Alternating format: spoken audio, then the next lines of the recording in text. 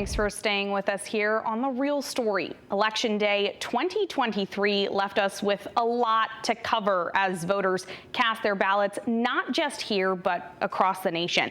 Despite municipal races usually getting lower engagement, they have some of the biggest impacts when it comes to your everyday life. So how was turnout this time around? Well, more registered voters hit the polls Tuesday in Connecticut than during the primary back in September, but that's usually because Connecticut has a large block of independent and unaffiliated voters with a closed primary they can't participate in, something some lawmakers are pushing to change. But for the general election, statewide voter turnout was at 33.29%.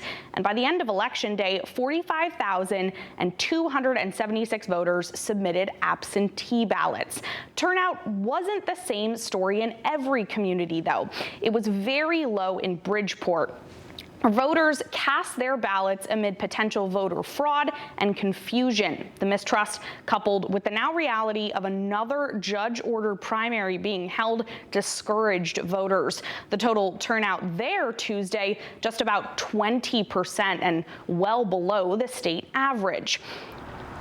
But as we saw the election security court case make voters feel disenfranchised in Bridgeport, Derby voters flipped the script. An already strange slate, their current mayor running as a petitioning candidate because he was beat out by a fellow Republican who is currently facing charges in connection with the January 6th Capitol riot. This split GOP race meant Democrat Joseph DiMartino won mayor of Connecticut's smallest city. But the real story here, after having such a slim margin and such low primary turnout that a recount was triggered, Derby ended Election Day Tuesday with a very high turnout of 43.77%. Key races this election day mean new leaders in most Connecticut communities, from mayoral seats to boards of education, but it can also foreshadow the 2024 races. Democrats had a good run in Connecticut and nationwide, not only holding on to seats, but flipping several Republican strongholds and mayoral races.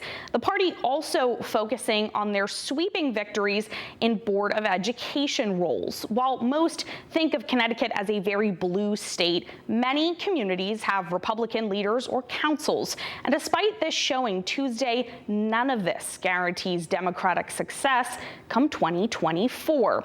What can tell us more about what to expect in this upcoming election cycle is voter priorities. Here in Connecticut, affordable housing was still top of mind, along with lowering taxes and cost of living and improving education, childcare, and community-based activities for the younger generations. Nationally, Dobbs continues to motivate democracy. Abortion rights absolutely on the ballot in several states, plus the impacts of inflation and costly bills.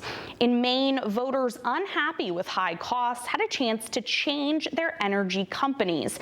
But in the end, the ballot question proposing a takeover of their two utility corporations to instead turn into one nonprofit run by an elected body failed. Although other states have discussed this as a potential, Maine would have been the first to actually do it. Thank you, Kentucky! When it comes to candidate campaigns in red-leaning Kentucky, Democratic Governor Andy Beshear held on in a tough challenge, blasting the state's attorney general and his Republican contender for wanting to double down on the state's already near total abortion ban. It boded well for him, winning 53% to 47%. In Virginia, reproductive rights also proved to be the winning ticket. Democrats who campaigned on protecting abortions took seats to flip the state legislature in their favor, meaning pushback for Republican Governor Glenn Youngkin. Of course, the national party is hoping to replicate this come 2024 as the GOP clings to a slim majority in the U.S. House. And you may have heard of what happened in Ohio. We saw once again when voters are allowed to decide abortion rights, they're often protected. Here in Connecticut, abortion is codified in the state constitution, and on Tuesday, Ohio turned out to approve the same in their ballot question. Voters also decided several issue-based referendums across Connecticut, while Ohio voters legalized recreational marijuana right here in Simsbury by about 560 votes. Voters decided not to allow pot shops. Towns control local zoning decisions for recreational retail, despite the state legalizing use and sales in 2022. Other towns have discussed bringing this to a ballot question as well. By an even narrower margin, just 165 votes, Norwich rejected a plan for a new police station. It would have cost nearly $45 million, but backers of the proposal say the city has outgrown their current building. Although voters in Southbury have okayed their own independent police force for the first time, replacing their resident state trooper. And in New Haven's referendum, voters resoundingly supported revising the city charter. That means the mayor and alders will now have 4-year terms instead of 2 years. It also approves a pay raise for the Board of Alders, but these rule changes do not take effect until 2027. A lot of decisions turned back to voters' hands Tuesday, and a lot of issues to watch closely as we look ahead now to 2024 primaries. Well, that does it for us here on The Real Story, but if you want to watch these segments again, you can head to fox61.com or download the free Fox 61 News app and watch The Real Story every Sunday at 10 a.m. right here on Fox 61 or streaming on Fox 61 Plus. Have a great morning.